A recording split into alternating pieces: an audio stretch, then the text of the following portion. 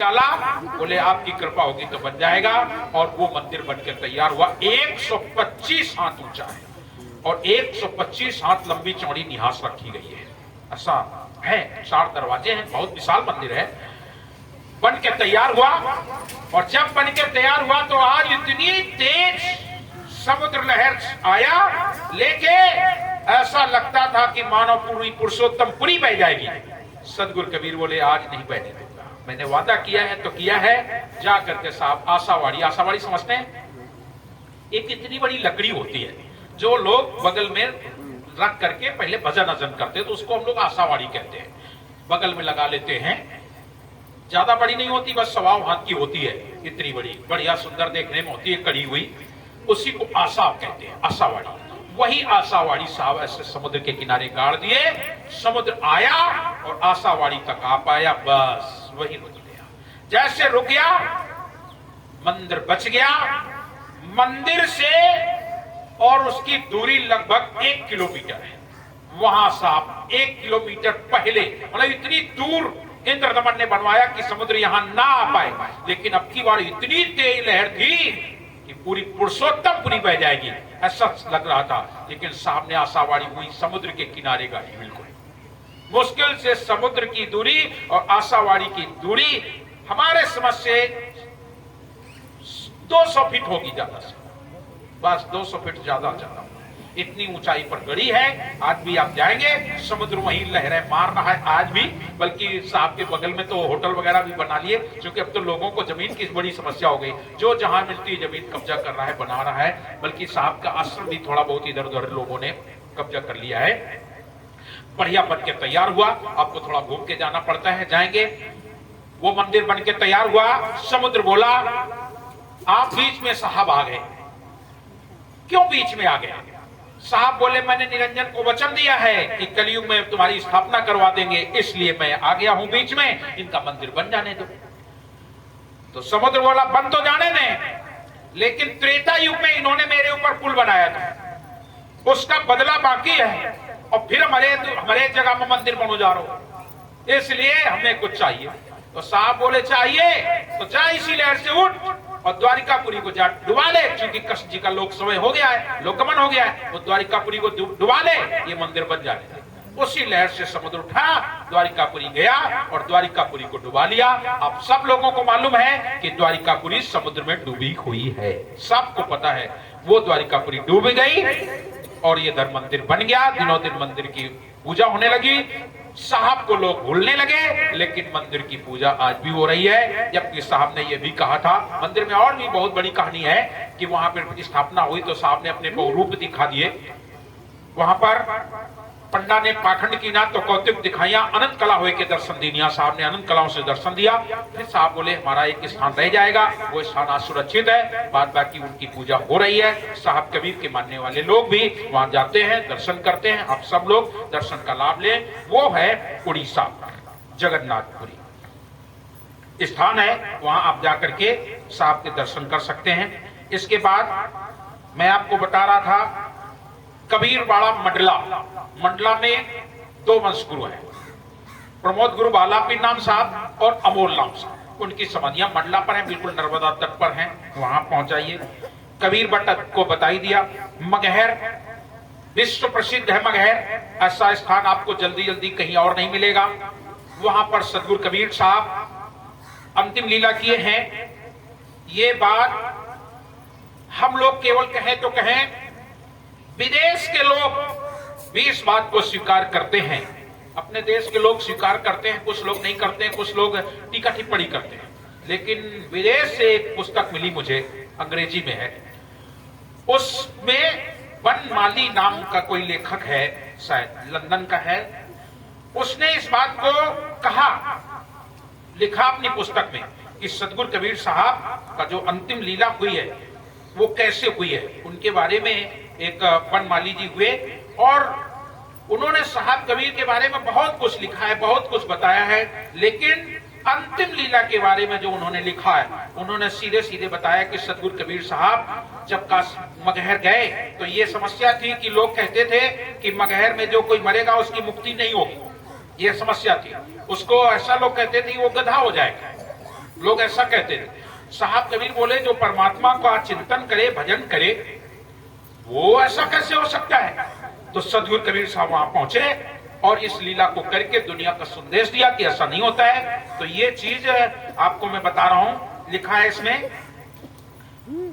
Literature, इतिहास लेखक European doctor के वो शब्द लिखो जो उसने सदगुरु कबीर के अंतर ध्यान के होने के विषय में लिखे हैं।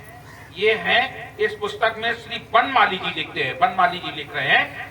उन्होंने लिखा है साहब कबीर के बारे में कि जिस समय साहब कबीर, अंग्रेजी में पूरा लिखा है इसमें, लेकिन कबीर साहब लेट गए अपने ऊपर चादर, सील कवर हिमसेल्फ, मतलब अपने ऊपर चादर ओढ़ दी। ये साहब वो बता रहे हैं। He then told the people to close the door and leave him inside, which they did. उन्होंने लोगों ने कहा कि दरवाजा बंद करो, मतलब उन्होंने कहा, साहब ने कहा कि दरवाजा बंद करो, और ऐसा ही किया गया। Whom the door was closed and sound come from the room. दरवाजे को बंद किया और जैसे दरवाजे से बंद किया, दरवाजे से एक आवाज आई, कमरे से एक आवाज आई बड़ी तेजी के साथ, और जब जैसे आवाज आई तो इसमें लिखा है reminder of the flower were taken by Nawab Bijli Khan. जैसे वहां पर आवाज लगाई तो उन लोगों ने the body of Kabir was not seen, वहां पर सदगुरु कबीर साहब की बॉडी नहीं मिली, फूल मिले, चादर मिले, और बड़ी तेजी से आवाज हुई। उनके मानने वाले लोग कहते हैं ये सच है कि वो देह नहीं थे, बल्कि वो एक नूर था, जहूर था, बहुत कुछ लिखा हुआ है उन्होंने। तो आप जरा सोचो, ये यूरोपियन डॉक्टर के लेखक हैं। डॉक्टर, एक तो डॉक्टर और फिर यूरोपियन, वो लोग इस बात को स्वीकार करते हैं, लेकिन हमारे भारत के लोग वो कहते हैं ऐसा नहीं हो सकता है, वो कहते हैं ऐसा नहीं हो सकता है। और ये विदेश के लोग कह रहे हैं कि कबीर साहब का ये हुआ। ये मेरे पास एक पुस्तक का थोड़ा अंश मिला, मैंने आपको जो बताया। तो सदगुरु कबीर साहब वो चीज है, वहां पहुंचे मगहर, और जा करके मगहर में ये लीला की। वहां बिजली खां नवाब साहब का शिष्य था, मगहर का राजा था बिजली खां नवाब। खलीलाबाद हुआ करता था उसमें राज, आज भी खलीलाबाद अब तो जिला हो गया है वहां पर।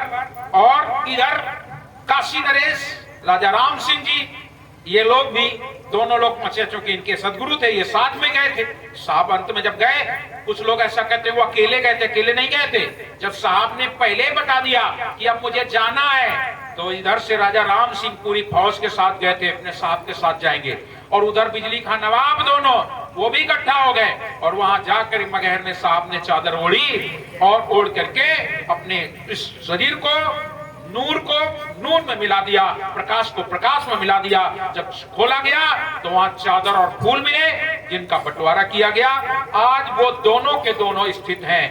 मगहर में जाओ, एक तरफ मंदिर है, एक तरफ मजार है।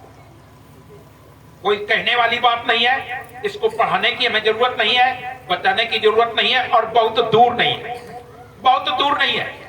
आप गोरखपुर जाएंगे, गोरखपुर से पहले ही मगहर स्टेशन पड़ जाएगी, और नहीं तो गोरखपुर चले जाओ, गोरखपुर से वापस थोड़ा आओगे टेम्पो से, बस आकर साहब के दर्शन कीजिए। मगहर में बहुत सुंदर स्थल है, जो नदी, अमी नदी, उसका नाम था अमी नदी, वो सूखी पड़ी थी। जब साहब के लोग वहां गए तो साहब ने देखा इनको पानी की बड़ी समस्या है, दृष्टि डाली तो वो अमी नदी बहने लगी, और आज भी बहती है। पानी तो पीने लायक नहीं रहा, पानी तो किसी नदी का पीने लायक नहीं रहा, क्योंकि फैक्ट्री का जमाना आ गया है, तो पेपर मिल कोई वहां है, उसका पानी उसमें आता है, इसलिए पानी पीने लायक नहीं रह गया है। लेकिन आमी नदी आज भी बहती है, और बहुत सुंदर, बिल्कुल तट पर बहती है। उसके पास में ही मंदिर है और बगल में मजार है, दोनों जगह पर। बीच में दीवार थी पहले, लेकिन आपके कुछ लोग राजनीतिक ढंग से उसको लिए। आखिरकार मायावती की सरकार आई और उन्होंने एक 10-12 फीट का गेट लगवा दिया उस दीवार को तोड़वा के। बोले जिस महापुरुष ने सबको एक किया हो और तुम दीवार खड़ी की हो, ये दीवार खोल दो। खुलवा के एक गेट लगवा दिया। अब मंदिर से मस्जिद, मस्जिद से मंदिर जा सकते हैं। दोनों जगह पर वहां पर मुसलमान भाई बैठते हैं, यहाँ पर हिंदू भाई बैठते हैं। दोनों लोग बैठे हैं, दोनों लोग आपस में प्रेम से रहते हैं, जरा सा कोई विवाद नहीं है। आप जाइए मंदिर में, जाइए नमाज गुजारिए और मस्जिद में जाइए घंटा घड़ियाल बजा के आरती कीजिए, कोई मना नहीं करेगा, क्योंकि वो सदगुरु है, वो सत्पुरुष है। ऐसे सदगुरु कबीर इस संसार को संदेश देते रहे और उनका एक बहुत सुंदर स्थान मगहर स्थापित हुआ। मगहर के बाद कबीर चबूतरा अमरकंटक, जहां पर गुरु नानक देव जी और सदगुरु कबीर साहब की गोष्ठी हुई है, आज भी वो सुरक्षित है। बहुत सुंदर रमणीक स्थल है। आप जाइए, गर्मी में जाओगे तो ठंडक लगेगी, क्योंकि वो नीचे है, बहुत सुंदर जगह है और बहुत शीतल जगह है। वहां से दूध धारा निकलती है, 2 कुंड है, 2-3, उसमें से एक कबीर कुंड है, जिसमें प्रतिदिन 7:45 बजे से और 8:45 बजे तक दूध की धाराएं, पहले एक निकलती तब तो कई निकलती है, दूध धारा निकलती है बराबर, दूध जैसा पानी आपको दिखाई पड़ेगा और वो बहता है। वहां से नर्मदा को आशीर्वाद दी दिवा साहब ने, वहां से निकलती है नर्मदा वही कुंड से और फिर धीरे धीरे जाके छुप जाती है, फिर जाकर के अमरकंटक में वो नर्मदा कुंड से प्रख्यात होती है। उसके बारे में हमारे पुस्तकों में लिखा है। वो नर्मदा कुंड आज भी प्रसिद्ध है। इसके बाद प्रिय सज्जनों, कबीर चौरा काशी, जिसे आप जाएंगे तो नीरू टीला के नाम से जाना जाता है। नीरू और नेमा वहां रहते थे, वो नीरू टीला आज वो स्थित है कबीर चौरा में। लोग उसे मूल गादी के नाम से जानते हैं। कबीर धाम कवर्धा, वहां पर साहब की वंश गुरु की चार समाधियां हैं, वहां आप जाके दर्शन कर सकते हैं। कबीर धाम सिंगौड़ी में सूरत सनेही नाम साहब हैं, वहां पर साहब बैठे हुए हैं, आप जाएंगे। वहां पर हिंदू और मुसलमान दोनों लोग, प्रतिवर्ष मेला लगता है होली के समय। होली के समय वहां प्रतिवर्ष मेला लगता है। आप जाएंगे, वहां मुसलमान भाई नमाज गुजारता है और हिंदू भाई जाकर के झंडा चढ़ाते हैं। हमेशा वहां पर प्रमोद, उनको बाला और पीर दोनों को, प्रमोद गुरु बाला पीर तो हुए, लेकिन उन्हें भी पीर के नाम से लोग जानते हैं। वहां जाइए। कबीर धर्मगढ़ में खड़ा, आप लोग जानते हैं, हमारे वंश गुरु उपनाम साहब से प्रारंभ हुआ है और आज वर्तमान में हुजूर प्रकाश मीनाम साहब हैं। साथ साथ उदित मीनाम साहब का भी आगमन हो चुका है। कबीर पंथ का इस तरीके से बहुत सारे स्थान हैं और जो कबीर पंथ से प्रेरित संत हैं, जिन्होंने सदगुरु कबीर को अपना सत्पुरुष, परमात्मा या कबीर को किसी रूप में माना है, उनके नाम में तुम्हें सुनाऊं, उनके नाम बताऊं। कौन कौन संत सदगुरु कबीर साहब को मानते हैं, सदगुरु कबीर के भजन गाते हैं, सदगुरु कबीर को सत्पुरुष, परमात्मा, समाज सुधारक उस रूप में मानते हैं, वो कौन कौन से हैं? स्वामी रामानंद जी ने, मैंने आपको बताया कि उन्होंने अंत में साहब को अपना गुरु माना। मीराबाई भी अंत में साहब के शरण चली गई, जिसमें धर्मदास साहब और मीराबाई ये मथुरा में थे। जब जहर का प्याला उन्हें दे दिया गया, इसके बाद मीराबाई ने अपना घर छोड़ा और मथुरा में रहने लगी। जब सदगुरु कबीर साहब और धर्मदास साहब की मुलाकात हुई तो मीराबाई भी धर्मदास साहब के साथ बांधवगढ़ आ गई और मीरा की समाधि बांधवगढ़ में पाई जाती है। ऐसा इतिहासकार लोग बताते हैं, कुछ लोग वहां बताते हैं वहां मीरा की समाधि है। संत रविदास जी महाराज, साहब कबीर और रविदास जी ये रामानंद जी के शिष्यों के रूप में जाने जाते हैं। संत रविदास जी भी साहब कबीर के समय में रहे और उनकी महिमा लोग गाई गई। कुछ लोग रविदास जी को साहब कबीर की गोष्ठी भी बताते हैं और ऐसे ही बता देते हैं कि कहते हैं संत रविदास जी बड़े थे, कुछ लोग ऐसा कह देंगे, कुछ लोग कहते नहीं साहब कबीर बड़े थे, लेकिन वो संत दोनों लोग एक समय के संत रामानंद जी के साथ रहे। आज भी अपन जाएंगे पंचगंगा घाट पर तो सदगुरु कबीर की और रामानंद जी की और संत रविदास जी की वहां आपको मूर्ति मिलेगी देखने को। बट आज भी है वहां। वो साहब कबीर से प्रेरित हुए। धन्ना सेठ हुए, धन्ना संत, वो भी साहब कबीर के भजन गाते थे। संत पीपादास हुए, संत सदना हुए, संत सेन हुए, संत पद्मनाभा हुए, संत निर्वाण, गुरु नानक देव जी। गुरु नानक देव जी का जो गुरु ग्रंथ है और उस गुरु ग्रंथ में तमाम संतों की वाणी है, लेकिन सदगुरु कबीर साहब की सबसे अधिक वाणी है। उसमें 245 भजन सदगुरु कबीर साहब के हैं और 275 दोहे। ऐसा हमने सुना है, हमने तो नहीं काउंटिंग की है, लेकिन ऐसा सुना, इतने किसी के शब्द नहीं है गुरु ग्रंथ के अंदर सदगुरु कबीर साहब की जितनी वाणी है। दयालु दास जी के, दादू दयाल के आप लोग भजन गाते हैं, कुछ लोग दादू दयाल के भजन भी लोग गाते हैं, साहब कबीर के भजन हैं। दरियादास हुए, मलुकदास हुए, गरीबदास जी छुड़ावनी धाम, आप लोग जानते हैं, संत लोग जाते रहते हैं छुड़ावनी धाम। वहां पर गरीबदास जी, उनको साहब ने दर्शन दिया, बाल रूप में थे, गाय चराने गए थे और वहां पर साहब के लिए उन्होंने दूध निकाला। गरीबदास जी ने गाय का दूध निकाल के साहब को दिया। साहब बोले मैं तो कुछ खाता पीता नहीं हूं, तू ही पी जा। और गरीबदास जी उस दूध को पी गए, उनको ज्ञान हुआ और वो बोलने लगे ज्ञान। वो गरीबदास जी का बहुत बड़ा ग्रंथ है और साहब कबीर की महिमा गाते हैं आज भी। वहीं से ये निकला है जी, उसको आप कहते हो रामपाल। पहले ये वहीं गया था लेकिन वहां इनको जगह नहीं मिली, तब ये वहां से भगा और भागा तो एक रामानंद क्या ऐसा कुछ है, वो इनको एक संत मिल गए। उनको कुछ अपना पोट फुसला करके और उनको एक किनारे किया और स्वयं गद्दी पर बैठा और वहां से उसने अपना आत्मना शुरू किया। इसलिए गरीबदास जी की वाणी ज्यादा बोलते हैं, वो गरीबदास जी की वाणी बोलते हैं। तो गरीबदास, श्यामदास साहब, जम्मन दास, बाबा दीन दरवेश, ये साहब की वाणी बोलते रहे सब। आखा जी, हरिदास निरंजनी, वीरभान, ये लोग साहब कबीर की वाणी गा करके दुनिया को संदेश देते रहे। इतना ही नहीं, एक बावरी पंच चलता है जो साहब कबीर की वाणी गाते हैं। मोहन शाह और दाता साईं, ये जमुना की तलहटी में आपको मिलेंगे ज्यादातर, ये मोहन दाता वाले, दाता साईं वाले। ये दाता साईं वाले लोगों की पहचान बताएं। ये जो माला पहनते हैं ना, तो माला की गांठ आगे रखते हैं ये लोग, माला की गांठ आगे रखते हैं, कंठी बिल्कुल उसी जगह रखते हैं। ज्यादातर आपको मिलेंगे ये उस तरीके के लोग हैं और ये मिलेंगे। लेकिन इनमें एक ऐब होता है, ये मोहनदाता साईं वाले, ये सब के सब पियक्कड़ होते हैं। इनके यहाँ झोपड़ा बनाया जाता है और झोपड़े में चिलम और गांजा रखा होता है। साहब के भजन गाते हैं, लेकिन वो क्या उनका मानना है मैं तो नहीं जानता। क्योंकि एक बार कमंडलपुर गांव में गया तो मुझे पता लगा यहाँ एक मंदिर है, आश्रम। हमने कहा चलो मैं भी चलूंगा, क्योंकि मुझे संतों से बहुत प्रेम, किसी भी मत का मुझे अच्छा लगता है। हम अपने बच्चों के साथ गए, बूढ़े बूढ़े एक संत जी थे, वो अंदर थे। एक चेला होगा 25 साल का, करीब 20-25 साल। जैसे हम पहुंचे वो दौड़ के आया मेरे पास, हमसे बोला साहब इसकी परिक्रमा करो तब अंदर जा सकते हो। तो मैंने कहा मुझे बच्चों ने पहले बता दिया था कि झोपड़े के अंदर कुछ नहीं मिलेगा, धुनी होगी और वहां चिलम रखी होगी, गांजा रखा होगा।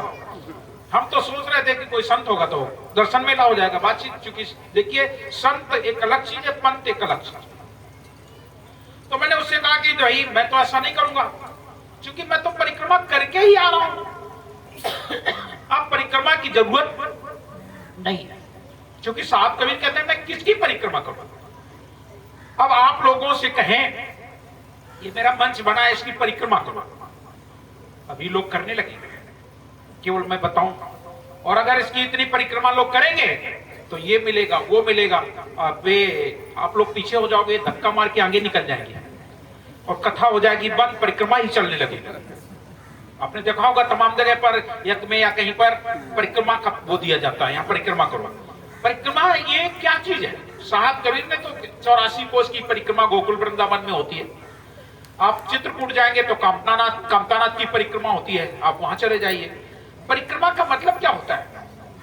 साहब कबीर ने तो सीधे सीधे कह दिया जहां जहां डोलो सोई परिक्रमा। क्योंकि वो ईश्वर, वो परमात्मा जब कण कण में बैठा है तो हम परिक्रमा करने कहां जाए? एक छोटी सी जगह की क्यों परिक्रमा करें? हम अपने सदगुरु के दर्शन के लिए जाते हैं, गुरुदेव के दर्शन के लिए जाते हैं, संत समाज के दर्शन के लिए जाते हैं, परिक्रमा ही तो है। तो साहब कबीर कहते हैं जहां जहां डोलो सोई परिक्रमा, जो कुछ करूं सो पूजा। अलग से पूजा भी नहीं करना मुझे, जो करेंगे वही तो पूजा है। जहां जहां डोलूं सोई परिक्रमा, जो कुछ करूं सो पूजा, और जब सोऊं तो करूं दंडवत। अच्छा बताओ हम तुम्हारे पाए कहां छुमन जाए परमात्मा से? एक वक्त, एक आप लोग भी कहते हो, एक भजन गाया जाता है, एक भक्त की पुकार है, एक महिला की तरफ से उसमें गाया गया है, भगवान तुम्हें मैं खत लिखती लेकिन तेरा पता मालूम नहीं। गाते ना, भगवान तुम्हें मैं खत लिखती लेकिन तेरा पता नहीं मालूम। अब जरा सोचो कहां लिख दे खत, कहां डाल दे खत? वो चिट्ठी कहां जाएगी, तेरा पता नहीं मालूम। जब सोच लो वो ऐसा है जिसका पता, कोई डाक से चिट्ठी नहीं जा सकती है, नहीं जा सकती है कभी भी। आप सोचो कि हम ऐसे बुला ले, उसका पता नहीं मालूम है। मैं तुम्हें खत लिखती, तुम जब वो सर्वत्र है सब जगह, तो कहां पता लिखोगे। एक लोगों ने उसी में शायद दूसरे पद में गाया है, भगवान मैं तुम्हें कुछ खिलाती पिलाती तो कैसे खिलाती, तो उसमें दिया है कि जब मेरा मन आता है मैं तुम्हें फूल चढ़ाऊं, तो मेरे मन में एक दुविधा हो जाती है कि फूल तो ये भौरे का जूठा है। फिर उसको मन में आता है मैं दूध चढ़ा दूं, तो बोले दूध तो ये बछड़े का जूठा है। फिर लगा कि मैं पानी चढ़ा दूं तो मछली का जूठा है, तो मैं भोजन चढ़ा दूं तो बच्चे का जूठा है। तो भोजन जूठ मैं तुम्हें चढ़ाऊं तो क्या चढ़ाऊं, तो साहब कबीर कहते हैं कुछ मत चढ़ा, तू चढ़ जा, तू अपने आप को दे दे मुझे, सब कुछ मत दे, तू मेरा हो जा। या तो तू मुझे अपना बना ले या तू मेरा हो जा, बस दो में एक कर ले। अगर दो में एक कर लेगा तो बात बन जाएगी, या तो तू मुझे अपना बना ले और या तो मुझे तू अपना बना ले, दो में से एक कर ले। या तो तू मेरे घर आ जा और नहीं तो मुझे अपने घर बुला ले, बात तो एक ही होगी ना भाई। या तो तुम मेरे घर आ जाओ तो भी वही बात होगी, या फिर हमें अपने घर बुला लो।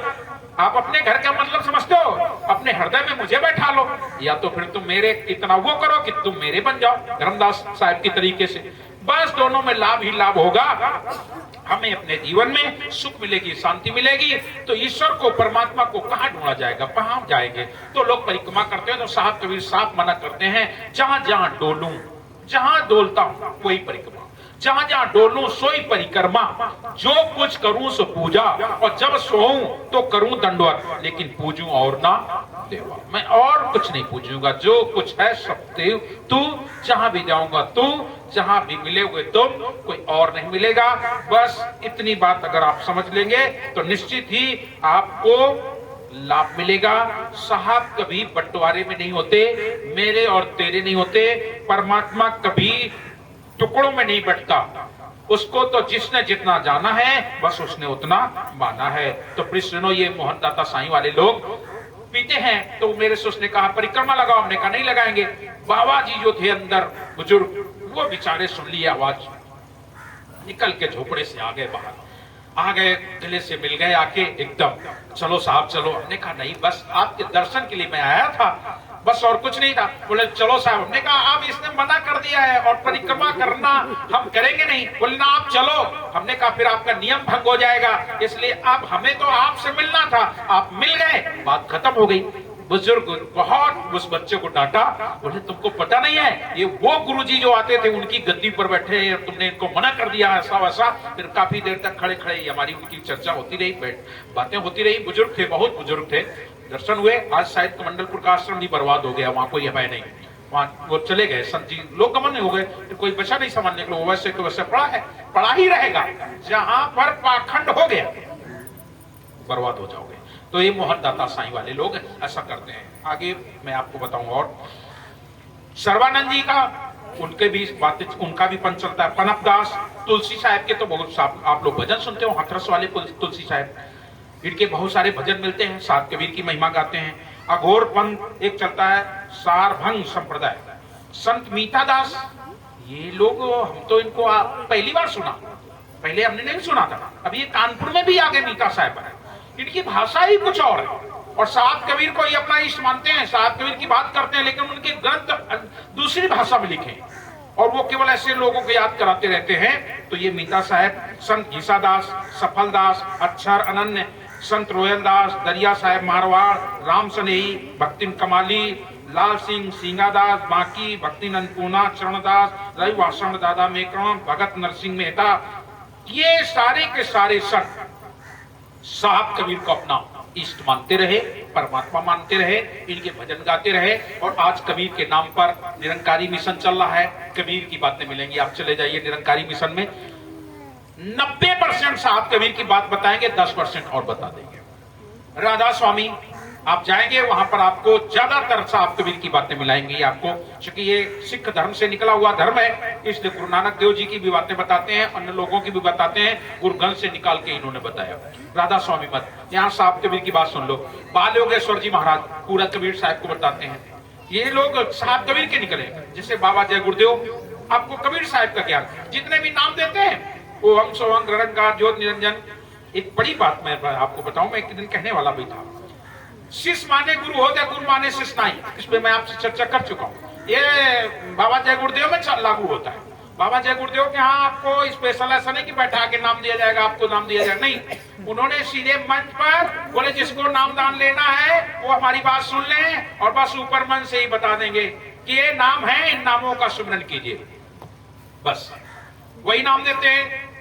बता दिया आपको, निरंकार देते हैं, ओम देते हैं, ये इस तरीके से 5 नाम उन्होंने सुना दिए, और सुना करके जिसको चेला बनना है वो हो गया चेला, बस सीधी बात। जिसको नहीं बनना है तो सुनो, अपने घर चले। बड़ी अलग अलग संतों की एक बातें सुनते तो बड़ा अच्छा लगता है कि देखिए उन्होंने किसी को ऐसा नहीं कि किसी के साथ बैठ के किसी को अलग से स्पेशल ना, जिसको भी बनना हो बस वही हमारा हो गया। ओहम सोहम निरंकार ज्योति